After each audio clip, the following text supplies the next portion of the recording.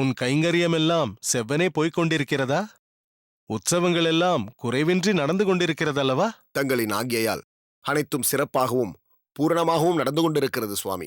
அப்படியா? மிக்க மகிழ்ச்சி. அடியேனின் ஆக்ஞையின்படி நீ செய்து வரும் சேவை நல்ல விஷயம்தான்.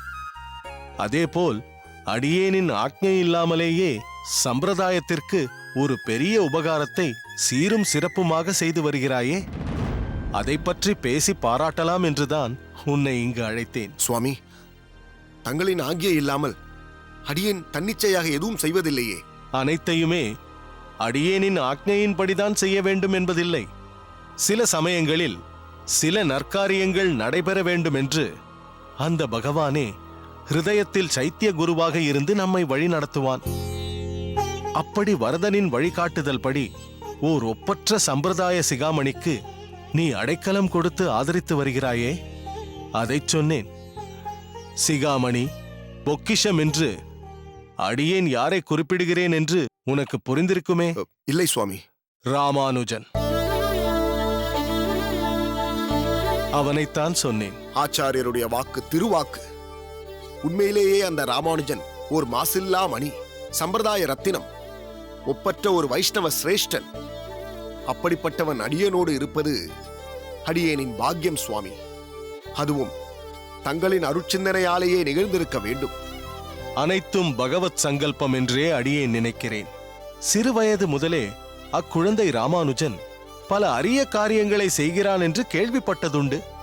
இருப்பினும் சமீபத்தில் திருமலை நம்பி மூலம் யாதவ பிரகாசரின் பாடசாலையில் நடந்த ஒரு நிகழ்வை பற்றி அறிந்தேன். கப்யாசம் புண்டரீகம் என்ற உபனிஷத வாக்கியத்திற்கு வசிஷ்டாத்வைத்த பரமாக தகுந்த வகையில் ஒரு உன்னதமான, இதுவரை யாரும் யோசித்தறியாத, அதே சமயத்தில் மிகவும் பொருத்தமான ஒரு விளக்கத்தை அளித்தான் ராமானுஜன் என்று கேள்விப்பட்டதிலிருந்து அடியேனின் மனம் அடியின் வசத்தில் இல்லை. அந்த பொக்கிஷத்தை காண வேண்டும் போல் அவனை எண்ணியே அடியேனின் மனம் ஓடுகிறது. ஒருபுறம் வரதன், ஒருபுறம் ராமானுஜன் என்று நீ வாழும் இருப்பை அடியேன் என்னவென்று புகழ்வது? நிச்சயம் மிகப்பெரிய கொடுப்பினை உடையவன் நீ. அனைத்தும் தங்களின் அருளே சுவாமி. தங்களின் அனுகிரகம் இல்லை என்றால் அடியேனுக்கு ஏது இப்படி ஒரு கதி? ஆனால் விதி வலுவாக தாக்காமல் இருக்க வேண்டும். அந்த சிரோன்மணிக்கு யாதவ பிரகாசரால் தீங்கு ஏதும் ஏற்பட்டு விடாமல் நீதான் பாதுகாப்பாக இருக்க வேண்டும். ராமானுஜன் கொடுத்த விளக்கத்தால் யாதவர் நிச்சயம் நிலைகுலைந்து போயிருப்பார். அவர் விபரீதமாக ஏதாவது இடைஞ்சலை ராமானுஜனுக்கு செய்துவிடாமல் இருக்க வேண்டுமே. இதுவரை அப்படி ஒன்றும் ஏற்பட்டதாக தெரியவில்லை சுவாமி. காரணம், அச்சம்பவம் நடந்து சில நாட்கள் ஓடிவிட்டனவே. இருப்பினும் அலட்சியப்படுத்திவிட முடியாது. அடிபட்ட பாம்பாக இருக்கும் யாதவர் என்றாவது ஒரு நாள் பலமாக சீருவார். ராமானுஜனுக்கு எந்த ஆபத்தும் நேராமல் இருக்க வேண்டும்.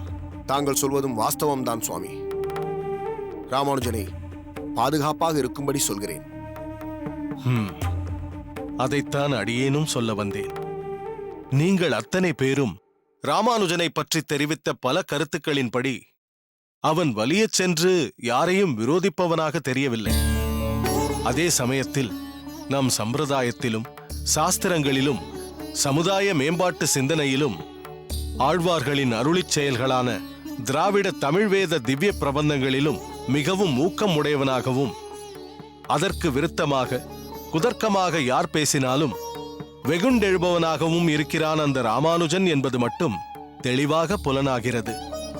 அதுவே அவனை நேரே சந்திக்க வேண்டும் என்ற ஆவலையும் தூண்டுகிறது. உத்தரவிடுங்கள் சுவாமி. உடனே அதை அடியேன் ராமானுஜனிடம் தெரிவிக்கிறேன். அவனும் தங்களை பற்றி பல முறை பல கேள்விகளை கேட்டிருக்கிறான்.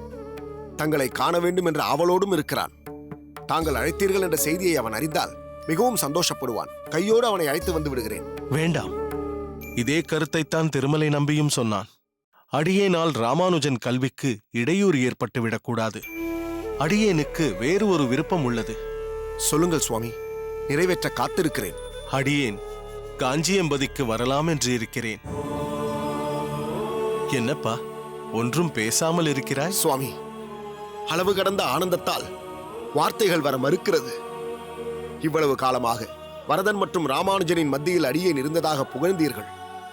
தங்களின் வருகையால் 3 பெரும் அற்புதங்களுக்கு நடுவே நிற்கும் கிடைப்பதற்கரிய பெரும் பேற்றை இந்த கடையை நடைவேன் சுவாமி. காஞ்சிக்கு அவசியம் வாருங்கள் சுவாமி. வருகிறேன்.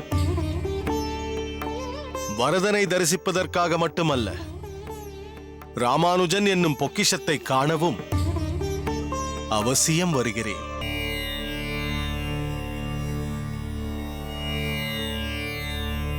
கங்குலும் பகலும் கண் துயில் அறியாள், கண்ணநீர் கைகளால் இறைக்கும் சங்கு சக்கரங்கள் என்று கை கூப்பும் தாமரை கண் என்றே தளரும்.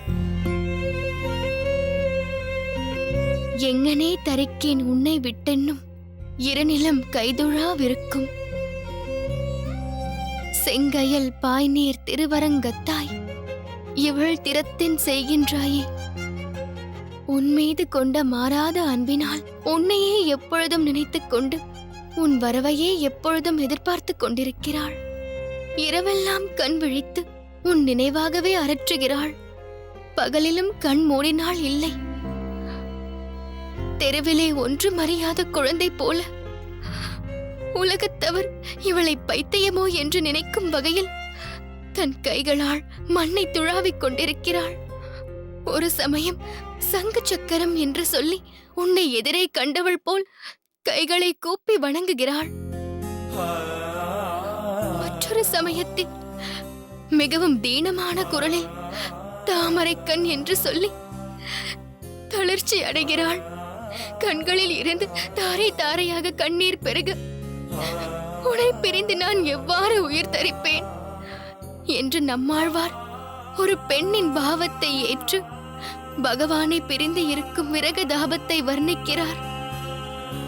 பின்னர் அவரே அப்பெண்ணின் தாயாக மாறி, திருவரங்க நாதனே, என் பெண்ணை என் செய்ய உத்தேசித்திருக்கிறாய் என்று இப்பாசுரத்தின் மூலம் ஒரு தாயின் நிலையை விவரிக்கிறார்.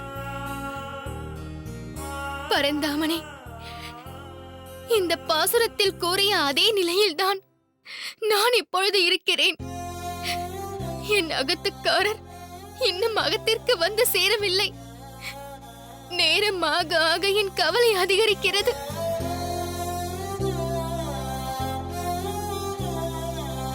என்ன ஆண்டாள், காலையில் ஒரு முறை பெருமாளை சேவித்தாய், இப்பொழுது மீண்டும் சேவித்துக் கொண்டிருக்கிறாய். இரவு உறங்கினாயா இல்லையா? முயற்சி செய்தேன், தூக்கம் வரவில்லை. ஏதேதோ எண்ணங்கள், ஏதேதோ கற்பனைகள். கவலை கொள்ளாதே, கூரேசன் வந்து கொண்டுதான் இருப்பான். ஆனால் உன் பதிபக்தியை என்னால் பாராட்டாமல் போற்றாமல் இருக்க முடியவில்லை. பெருமையாக இருக்கிறது. அதுவும் இப்பொழுது நீ சொன்ன பாசுரம் உன் உள்ளுணர்வை பரிபூரணமாக பிரதிபலிக்கிறது. யஜமான்,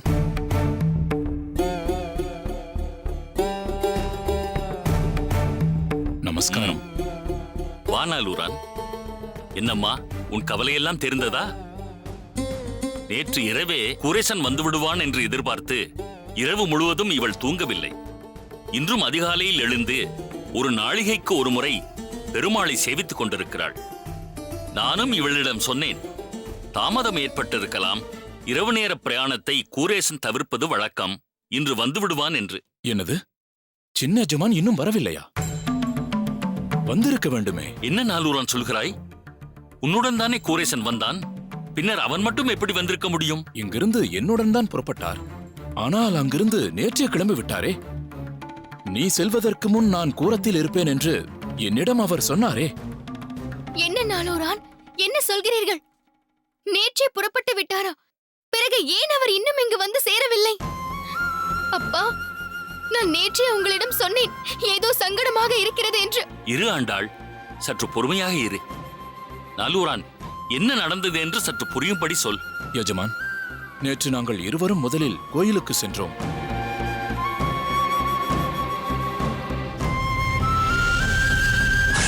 முத்து இந்த உலகத்திலேயே இல்லை. சென்ற வாரம்தான் திடீரென்று காலமாகிவிட்டான். நீ கூரத்திற்கு போ, அடியேன் பின்பு வருகிறேன். வேறு சிலரை அடியேன் சந்திக்க வேண்டியிருக்கிறது. அதனால் நீ புறப்பட. நான் பிறகு வருகிறேன். இருந்தாலும் எஜமானி அம்மா. ஓ நாலூரான்,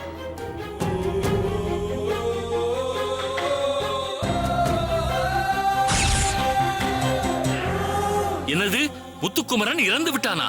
நம்ப முடியவில்லையே. மிகவும் தங்கமானவன், நேர்மை நியாயத்துக்கு உதாரணமானவன். இதுவே கூரேசனுக்கு பெரிய அதிர்ச்சியாக இருந்திருக்க வேண்டும். மனம் உடைந்து போயிருப்பான். அப்பா, நேற்றே அங்கிருந்து புறப்பட்டு விட்டார் என்றால் இன்னும் ஏன் இங்கு வரவில்லை? எனக்கு மிகவும் பயமாக இருக்கிறது. பெருமாளே, ஏன் எனக்கு மட்டும் சோதனைக்கு மேல் சோதனை சோதித்துக் கொண்டிருக்கிறாய்? மூச்சுக்கு மூச்சு உன்னையே நினைத்துக் கொண்டிருப்பதாலா? ஆண்டாள், எதற்காக இப்பொழுது கண் கலங்குகிறாய்? நாலூரான், சரியாகச் சொல். அவன் உன்னிடம் என்ன சொன்னான்? நீ போ, நான் ஓரிருவரை சந்தித்துவிட்டு வருகிறேன் என்று சொன்னார். அதே சமயம் நீ கூரம் போவதற்குள் நான் அங்கு வந்து விடுவேன் என்றும் சொன்னார். வேறு யாரையோ சந்திக்க வேண்டும் என்று சொன்னான் அல்லவா? ஒருவேளை முத்துக்குமரனின் தந்தையை பார்க்க போயிருக்கலாம். நாலூரானை தவிர்த்திருப்பான். அங்கு தாமதமாக இருக்கலாம். வந்து விடுவான். இல்லை, எனக்கு அப்படி நினைக்க தோன்றவில்லை. நான் உடனே அவரை பார்க்க வேண்டும். நாளூரான், நீங்கள் சொல்வதெல்லாம் உண்மைதானே? இதில் மறைப்பதற்கு எதுவும் இல்லை. நடந்ததை நடந்தபடி சொல்லிவிட்டேன். அவர் இங்கு வராதது எனக்கும் ஆச்சரியமாகத்தான் இருக்கிறது. எங்கு செல்லப் போகிறார் என்றும் என்னிடம் தெரிவிக்கவில்லை. நாலூரான், ஒன்று செய்வோம். அவன் இங்கெல்லாம் செல்ல வாய்ப்பிருக்கிறதென்று எனக்கு ஓரளவு தெரியும். அங்கெல்லாம் நாம் பண்ணையில் இருக்கும் கண்ணாயிரம், கணக்கு பிள்ளை, நரசிம்மன் எல்லோரையும் சென்று பார்க்க சொல்வோம். ஆண்டாளின் சமாதானத்திற்காகத்தான் இந்த நடவடிக்கையை மேற்கொள்கிறேன்.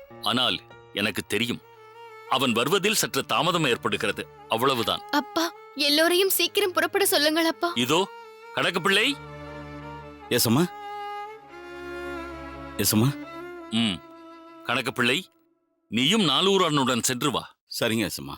கணக்கு பிள்ளை, நேற்றே ஐயம்பேட்டையில் இருந்து கிளம்பிய கூரேசன் இன்னும் இங்கு வந்து சேரவில்லை. நீங்கள் மற்ற பண்ணையாட்களோடு சென்று ஒருவேளை சக்கரப்பள்ளி, நன்னிலம், திருவாரூர் அங்கு எங்காவது இருக்கிறானா என்று நீங்களும் நாலூரானும் சென்று பார்த்து விட்டு வாருங்கள். சரிங்க எசம்மா. வருகிறேன் எஜமான். கவலைப்படாதே ஆண்டாள், குரேசன் நிச்சயம் வந்து விடுவான்.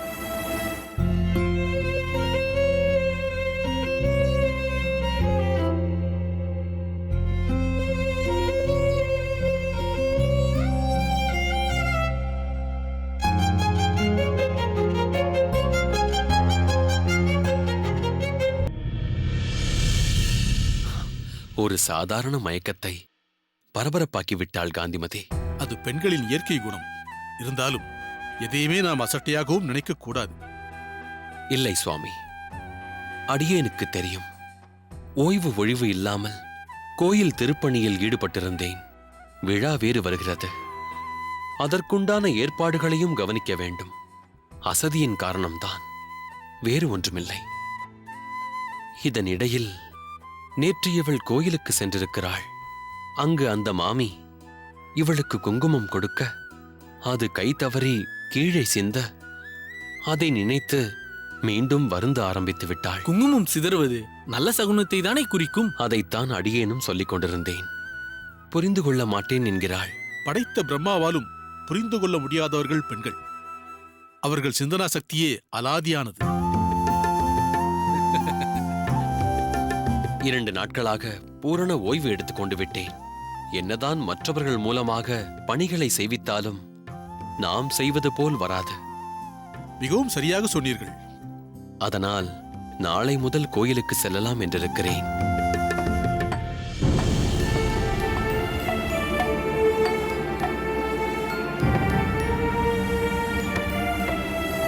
குறைந்தது 1 வாரத்திற்கு அவர் கோயில் பக்கமே தலை வைத்து படுக்க கூடாது. அவரிடம் தெளிவாக சொல்லிவிடப் போகிறேன். அதன் பிறகு கோவிலே கதி என்றில்லாமல் ஒரு குறிப்பிட்ட நாழிகை மட்டுமே கோயில் பணிக்காக ஒதுக்க வேண்டும் என்றும் சொல்லிவிடப் போகிறேன். மிகவும் சரியாக சொன்னாய் அக்கா. அத்திம்பேர் எல்லா பொறுப்பையும் தானே இழுத்து போட்டு செய்யும் சுபாவம் கொண்டவர். யாகத்திற்கும் ஹோமத்திற்கும் செல்ல வேண்டும், கோவிலையும் பராமரிக்க வேண்டும், அகத்தில் செய்ய வேண்டியவைகளையும் செய்ய வேண்டும் என்றால் மனம் ஆசை கொள்ளலாம். அதற்கு தேகம் ஒத்துழைக்க வேண்டும் அல்லவா? பூமாவிற்கும் கல்யாணம் நடந்து அவளும் சென்று விட்டாள். ராமானுஜன் இங்கு இல்லாததால் அவன் பொறுப்புகளை இவரே பார்த்து கொள்ள வேண்டிய கட்டாயம் ஏற்பட்டுவிட்டது. சொன்னால் புரிந்து கொள்ளவே மாட்டேன் என்கிறார். நீங்கள் இருவருமே பெண்களின் கண்ணோட்டத்திலேயே பேசுகிறீர்கள். ஆண்களோ அதிகமான பொறுப்புகளையும் சுமைகளையும் ஏற்பதையே விரும்புவார்கள். நாமோ அகத்து காரியங்களில் மட்டும் தான் கவனம் செலுத்துகிறோம். ஆனால் அவர்களை பொறுத்தவரை எந்த அளவிற்கு வேலைகள் செய்கின்றனரோ அதுதான் சுறுசுறுப்பிற்கு எடுத்துக்காட்டு என்று நினைப்பவர்கள். ஒரு விதத்தில் அது உண்மையும் கூட. உங்கள் அண்ணாவையே எடுத்துக்கொள்ளுங்களேன். முன்பெல்லாம் நாள் தவறாமல் திருமலையிலிருந்து பாபநாசம் சென்று தீர்த்தம் கொண்டு வந்தார். பிறகு உங்களுக்கே தெரியும், பெருமாள் நிகழ்த்திய அற்புதத்தினாலும் லீலையினாலும் ஆகாச கங்கையை திருமலைக்கே வரவழைத்தார். இருந்தாலும் இவரோ வேறு சில வேலைகள் நிமித்தம் பாபநாசத்தை கடந்து சென்று கொண்டிருந்தார். பெருமாளுக்காக வித்தியாசமான கனிகள் கொண்டு வர வேண்டும். புதுவிதமான புஷ்பம் பாபநாசத்தை தாண்டிதான் பூக்கிறது. அங்கு செல்ல வேண்டும் என்று சொல்வார்.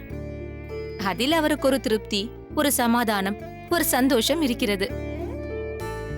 அவரிடம் நான் பலமுறை கேட்டதுண்டு, ஏன் இத்தனை சிரமத்தை மேற்கொள்கிறீர்கள் என்று. அதற்கு அவரோ, இது சிரமமா? பகவானுக்கு நான் செய்யும் சேவை இது. இந்த சேவைதான் அடியேனுக்கு மனசமாதானத்தை அளிக்கிறது, புத்துணர்ச்சியை தருகிறது என்று சொல்கிறார். மேலும் உடல் வலுவிற்கும் ஆரோக்கியத்திற்கும் இது போன்ற நடைப்பயிற்சி மிகவும் அவசியம் என்றும் சொல்வார். அதனாலேயே நான் அவரிடம் இதை பற்றி எதுவும் சொல்வதில்லை, தொந்தரவும் செய்வதில்லை. ஏனென்றால் அவர் சொல்வது மிகவும் நியாயமாக இருக்கிறதே. அதேபோல் காந்திமதி, நீயும் உன் அகத்துக்காரரிடம் கோயில் விஷயத்தில் ஏதும் தடை விதிக்காதே.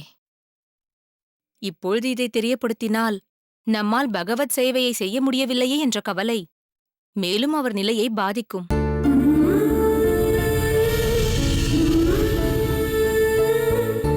ஆச்சாரியார் தங்களை பார்க்க வேண்டும் என்று பிரியப்படுகிறார். அதை தெரிவித்து உம்மை கையோடு அழைத்துச் செல்வதற்காகத்தான் அடியேன் காஞ்சியம்பதி வந்தேன். பெத்தவங்கெல்லாம் பிள்ளைங்களுக்காக மனசுல பாசத்தை சேர்த்து வைக்கிறாங்க, பேங்க்ல பணத்தை சேர்த்து வைக்கிறாங்க. எதுக்காக?